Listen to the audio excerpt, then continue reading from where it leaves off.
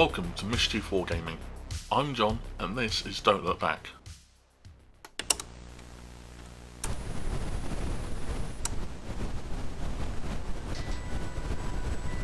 By Blacksite Studios, Don't Look Back is a skirmish game that looks to encapsulate the final third of popular 80s slasher horror movies.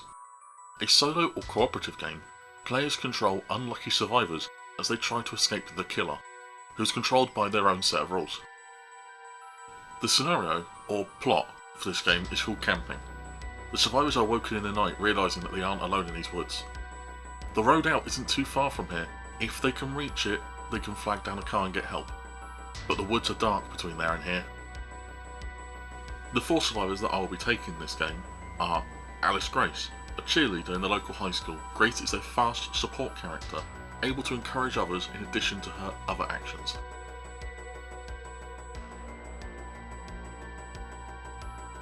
Max, the Abs. Armed with his baseball bat and baby blue eyes, Max is looking to take the killer down, or at least protect the girls.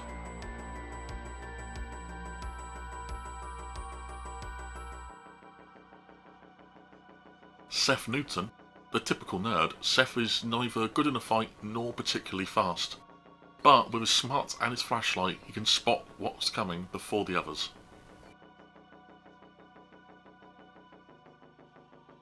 And finally, Denise DeGraw. She isn't a fighter, but she can call for support using Daddy's phone, and potentially avoid getting too close to the killer by swapping places with male survivors.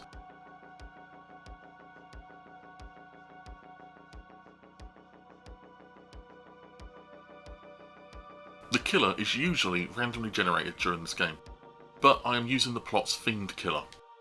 Killers are defined by three aspects: their MO, visage, and traits. This killer's MO is one step ahead, meaning they attack the closest target. Their visage is mutilated, making him tough and hits extra hard in melee. And his traits are dead eyes and relentless, meaning he's extra aggressive and dangerous to even look at.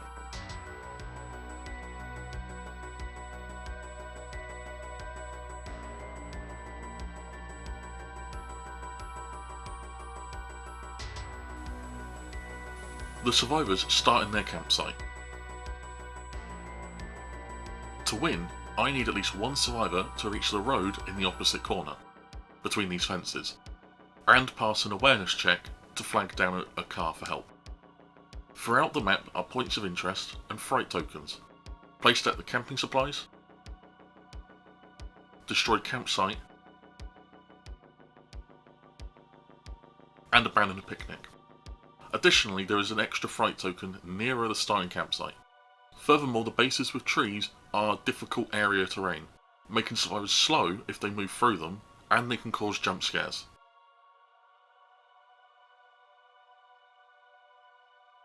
Turn 1 is a quick affair. The fright tokens only progress on a roll of a 10 this turn. Since I rolled under, a new fright token is instead placed in the centre of the board. The survivors all move their maximum movement north, towards the destroyed campsite, and since no survivors have any points of terror yet, there is no danger of tripping. They're nervous, but they're not scared just yet.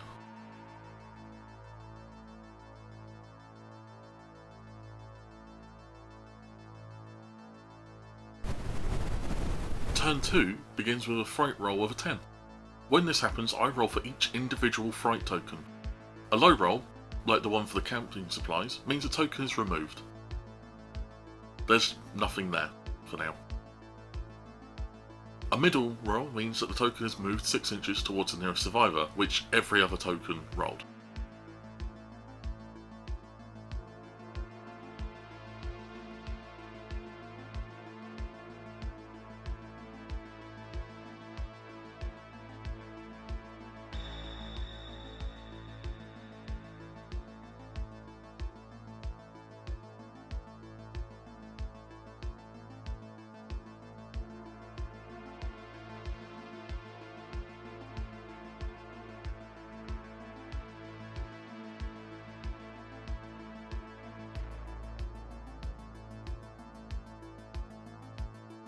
This means the fright token closest to the survivors is now very close. A survivor activating this close to a fright token adds 1 terror at the beginning of each turn.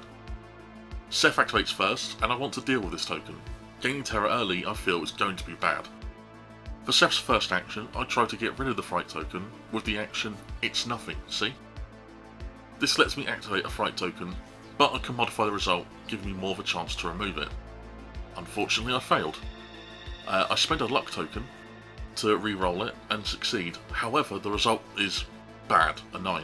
Normally that would summon the killer, but I can modify it down to an 8, so it moves even closer. To make up for that blunder, Seth uses his flashlight to illuminate the other 3 survivors. This would at least prevent them from gaining any terror for being so close to the token.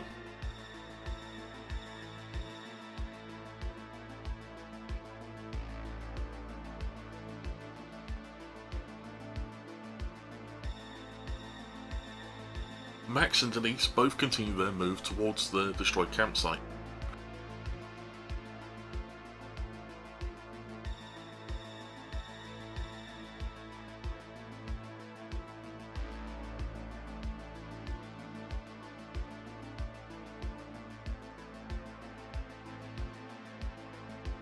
However, Alice only moves once, trying not to leave Seth behind.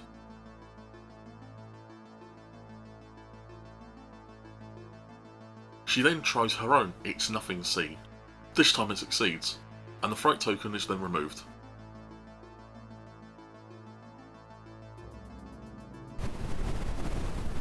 Turn 3 now, and the fright roll is again a 10. I roll for the token that originated from the picnic, and the killer has been revealed. As their MO is one step ahead, they are placed in the centre of the board section with the most survivors. As nobody has left the starting area, the killer spawns pretty close to Seth.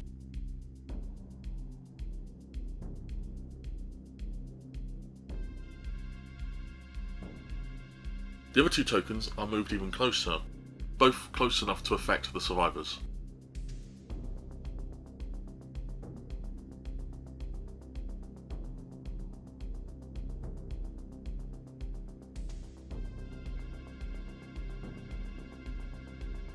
The killer's actions happen next.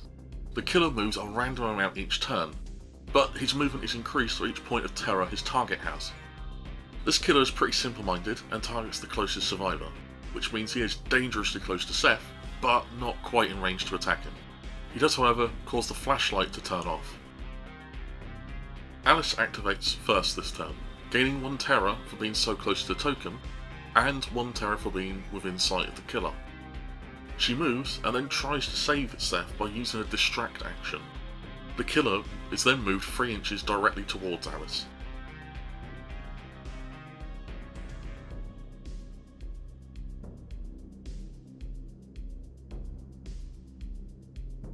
Max moves next, and he continues his journey towards the destroyed campsite.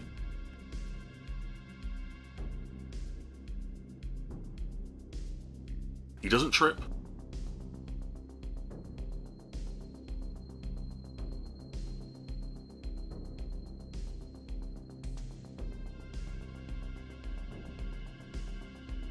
and the resulting jump scare from the nearby trees doesn't faze him.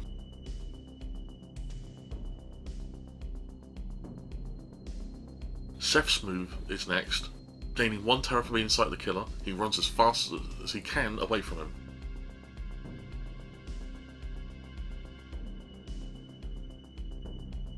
Thankfully he doesn't trip.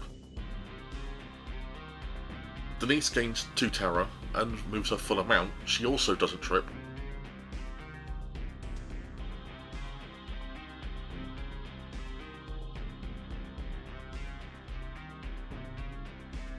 And the jump scare doesn't do much to her either. Turn 4 now, and the fright roll means both tokens are moved even closer.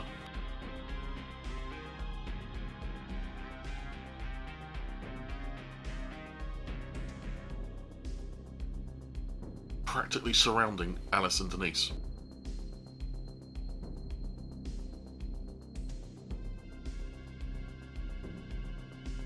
The killer turns his attention back towards Seth and reaches base-to-base contact.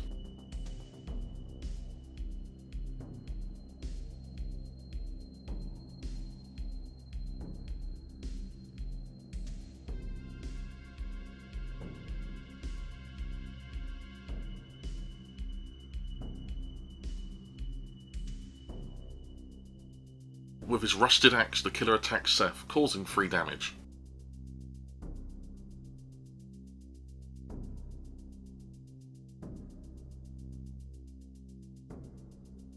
Seth gains a point of terror and does the only action he feels he can, stumble away.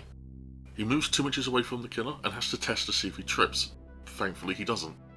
His second action is to move away, also not tripping.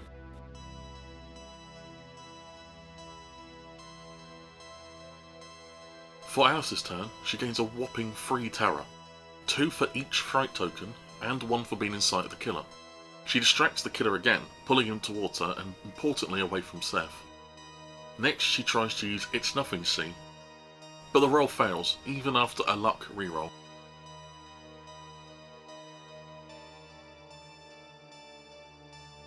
Denise is having none of Alice's heroics, and after gaining 2 terror, continues at full speed towards the road. Unfortunately, she trips, meaning she has to waste an action to stand up next turn. But she seemed to find the funny side of it, as the jump scare result was laugh it off, meaning that she removes a point of terror. Max's turn sees him gain terror, then moves and investigates the destroyed campsite. After re-rolling the result with a luck token, he succeeds and uses whatever supplies he found to remove 2 terror. Unfortunately, the jump scare from the trees added another terror.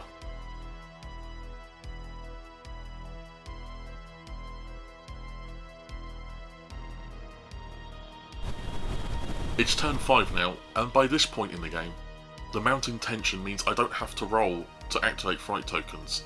They always activate. The first token would normally summon the killer, but since he's already slicing Seth up, it enrages him, making critical hits more likely. The other token just moves.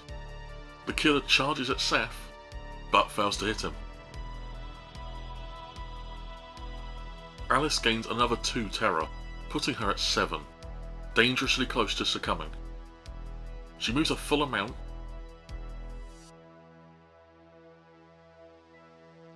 and fails her trip roll.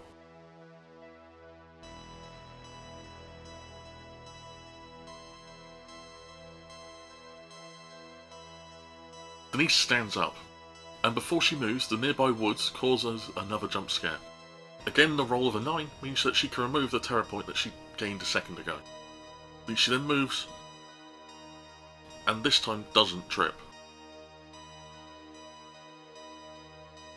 Seth goes for a Hail Mary and uses the Fend Off action. I roll a d20, and on a 1 or a 2, the killer is temporarily driven off. But the odds were never really in Seth's favour. Finally, Max moves his full amount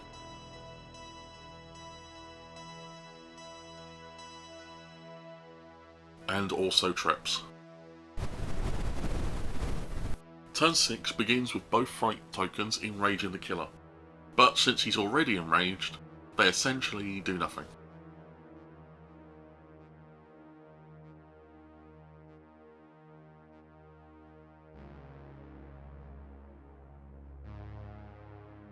Speaking of being enraged, the killer attacks Seth again, rolling a 3. This is a critical hit thanks to being enraged, and a critical hit doubles the damage that the killer does, meaning that he does a massive 6 damage to Seth.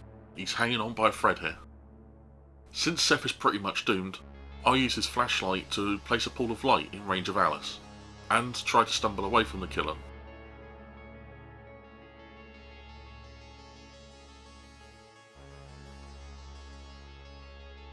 Alice gains another point of terror, bringing her to 8. If a character has 8 or more terror at the start of a turn, they are removed. So I move her into the light Seth provided, which removes that point of terror. She trips too. Max then stands up and moves towards the road,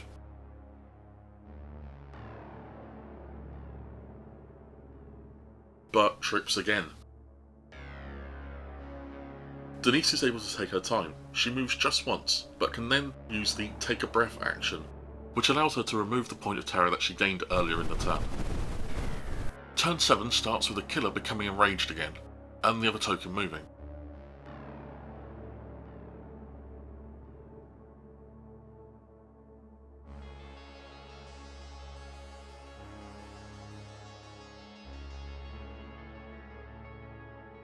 Raising his axe up high, the killer finishes off Seth. The killer is then also removed. His hunt begins anew. This is a small blessing for the other survivors, giving them some breathing room this turn. Alice takes advantage of the light and takes a breath, removing 2 terror. Max repeats his move from last turn, standing up, moving and tripping again. Denise moves and tries to call for help using Daddy's phone. I mess up here. The roll of a 1 is actually a major success, but I must have misread it or something, and continued as though I had failed the roll. It won't matter much, however. Turn 8 begins with the killer revealing himself once again. His MO means he appears in the centre of the board quarter with the most survivors. This means, rather dramatically, that he is now directly blocking the exit for Denise and Max. Whilst not shown, 2 new fright tokens are placed in the destroyed campsite and the picnic. The killer now charges Denise, dealing 3 damage. Denise is having none of this, however, and uses her debutante skill. She switches places with any male survivor in her awareness range. It's time for Max to step up to bat. To finish Denise's turn, she uses the take a breath action to manage her terror and uses Daddy's phone again. And time for major mistake number 2. A roll of an 18 is a failed roll. But like last turn, my brain just wasn't playing ball, and I took it as a success. Max only gains 1 terror instead of the expected 2 this turn, as he is close to supporting character. Seizing the opportunity, Max concentrates, giving him a bonus for his next action, which is a melee attack against the killer. The attack roll is a success, but being mutilated, the killer only takes 1 damage instead of 2. But more importantly, the baseball bat pushes the killer back. And finally, Alice is repeating last turn, taking a breath to manage her terror. Turn 9 now, and the killer remains enraged.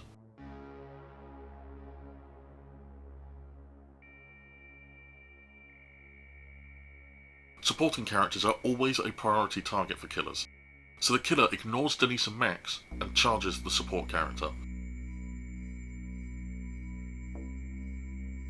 The killer also misses. The supporting character is buying time for our survivors. Alice decides it's now or never and moves her full amount.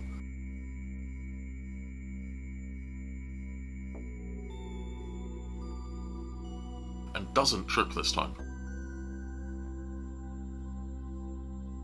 Max is now at the lethal 8 terror level, but he knows what to do. He uses his baby blue eyes skill, meaning a female survivor in awareness range can make a free move action directly towards him. Denise might be distracted by his eyes, but Max is also in the direction of the exit. Max moves towards the road and takes a breath to stay alive 1 more turn. Finally, Denise moves up behind Max and also takes a breath.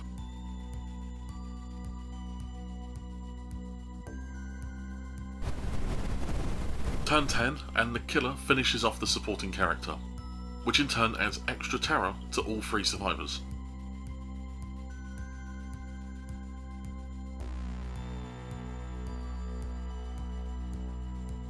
This would have been absolutely devastating, but Denise makes the critical roll of a 1, passing her awareness check and flagging down a passing car and escaping the camp, just without Seth. So this was my first ever game of Don't Look Back. I know I made some mistakes that I caught in the edit, but I don't think there was anything that would have changed the outcome too much. My biggest blunder was getting both rolls of Denise's Daddy's phone action wrong. I don't think it would have made that much of a difference. A supporting character arriving a turn earlier would have saved Denise some hurt, but either way, they serve their purpose. One thing I did not consider whilst reading the rules was how quickly you can gain terror, and that managing that is as important as escaping the killer is. Overall, this is a very fun game.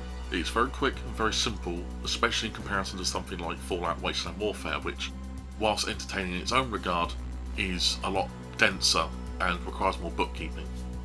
I can't wait to play some more Don't Look Back, with randomly generated killers and more themed scenarios. And I think that wraps up another video. At the time of editing this, I'm still unsure what game to play next, but follow along the social links below to find out when I know.